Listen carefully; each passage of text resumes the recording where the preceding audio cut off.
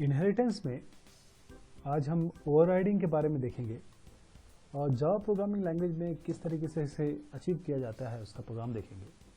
तो हमने inheritance test करके एक अपना प्रोजेक्ट बनाया हुआ है। इसमें हमारे पास दो बेसिकली क्लासेस हैं। ये जो क्लास है स्टाफ, ये हमारी बेस क्लास है, और executive.java ये हमारी जिसे हम चाइल्ड क्लास कहते हैं। तो स्टाफ में हमारे पास नाम है, सैलरी है। नाम और सैलरी को हम इस तरीके से सेट करते हैं कंस्ट्रक्टर से, और इन्हें गेट करते हैं दो फंक्शन के द्वारा। अब एग्जीक्यूटिव जो क्लास है वो एक्सटेंड करती है स्टाफ को, यानी कि स्टाफ क्लास को इनहेरिट कर लेती है। और जब इसने इनहेरिट कर लिया तो सारी चीज़ें आ गई इसके पास। तो नेम और सैलरी के अलावा हम डिपार्टमेंट यहाँ पर दे देते हैं।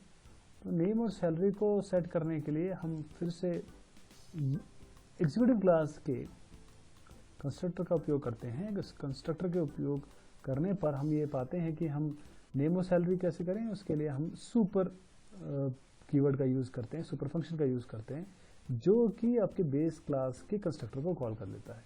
और चूंकि डिपार्टमेंट इस पर्टिकुलर एग्जीक्यूटिव के लिए लोकल है, तो उसको खुद सेट करना पड़ेगा और उसे खुद गेट करना पड़ेगा। तो यहाँ तक की बात आपको समझ में आ गई।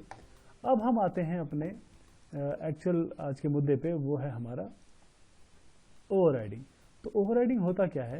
ओवरराइडिंग ये है कि अगर आपके पास दो फंक्शन हैं सिमिलर नाम के, दो फंक्शन यदि आपके पास सिमिलर नाम के हैं, और यदि आप उन्हें कॉल करें, एग्जीक्यूट कराएं, तो कौन सा कब कॉल होगा? देखिए, अगर मैं एग्जीक्यूटिव में एक फंक्शन लिख देता हूँ, देखिएगा आप, और इसे अगर मैं कॉल करूँ तो होगा क्या कि मैं, देखिए, सिमिलर फंक्शन मैं दोनों में लिखूंगा, स्टाफ में और एग्जीक्यूटिव में। तो स्टाफ और एग्जीक्यूटिव में लिखने के बाद आप ये पाएंगे कि हम किसको कॉल करें, कौन सा कॉल होगा, ये मेरी चीज़ है। जैसे मैं आपको एक एग्जांपल देता हूँ। मैं यहाँ पर स्टाफ में लिख रहा हूँ, अभी स्टाफ में शुरू करते हैं क्योंकि हमारी ये बेस क्लास है। बेस क्लास में हम पब्लिक स्ट्रिंग एम्प्लॉय इन्फो कर लेते हैं। बस हम यहाँ पे पब्लिक स्ट्रिंग, ये एम्प्लॉय इन्फो में हम केवल इन्फॉर्मेशन शो करेंगे, बस इतना कर देते हैं। तो रिटर्न क्या करेंगे? नेम और सैलरी शो कर देते हैं। तो उसके लिए बहुत आसान है हमारे पास। हम क्या करेंगे? Return name and salary. तो एक स्ट्रिंग बना के इसको दे देते हैं। नेम, यहाँ नेम आ जाएगा, /n और सैलरी ऐसा आ जाएगा। अब यहाँ तक तो ठीक है, लेकिन यदि अगर मैं ये executive.java में, मतलब जो बेस क्लास थी, अब मैं चाइल्ड क्लास में भी यही फंक्शन, इसी नाम से फंक्शन लिखता हूँ, तब क्या होगा? तब क्या होगा यानी कि मैं इस तरीके से लिखता हूँ, सेम नाम, यहाँ से कॉपी कर लेता हूँ, सेम चीज़ लिख देता हूँ, और क्योंकि नेम सैलरी वहाँ पर हमारे पास नहीं है, मैं यहाँ पर केवल एक डिपार्टमेंट दे देता हूँ। डिपार्टमेंट यानी कि मैं चाहता हूँ कि डिपार्टमेंट मुझे केवल रिटर्न हो, तो रिटर्न मैं इस तरीके से कर सकता हूँ, रिटर्न डिपार्टमेंट। तो ये तरीका हो गया डिपार्टमेंट रिटर्न करने का। जैसे हमने यहाँ पर नेम और सैलरी किया था, वैसे यहाँ पर हम ये रिटर्न कर रहे हैं। लेकिन अब मैं आपको तरीका बताऊंगा कि किस तरीके से हम ओवरराइड कर सकते हैं। ओवरराइड यानी कि हम जब यहाँ पर मेन में जाके, इस जगह पे जाके जब हम शो एम्प्लॉय इन्फो करें, तो कब कैसे क्या कॉल हो। तो देखिएगा, अब इस पर्टिकुलर executive.java में मैं चाहता हूँ कि ये चीज़ अपने आप कॉल हो जाए, ये चीज़ अपने आप कॉल हो जाए। ठीक है, तो इसको कैसे करूँगा मैं? देखिएगा आप, executive.java जो कि हमारी चाइल्ड क्लास है, यहाँ पर मैं लिखूँगा, ये थोड़ा सा इंपॉर्टेंट है, इसको ध्यान से देखिएगा, क्योंकि अल्टीमेटली यही जो है प्रोग्राम को डायरेक्शन दे रही है हमारे। यहाँ पर मैं लिखने वाला हूँ स्ट्रिंग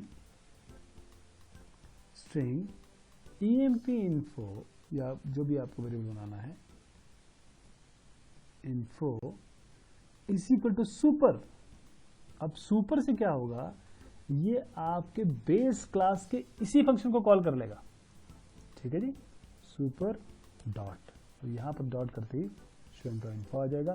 लेकिन ये जो शो एम्प्लॉय इन्फो है ये आपके बेस क्लास का है।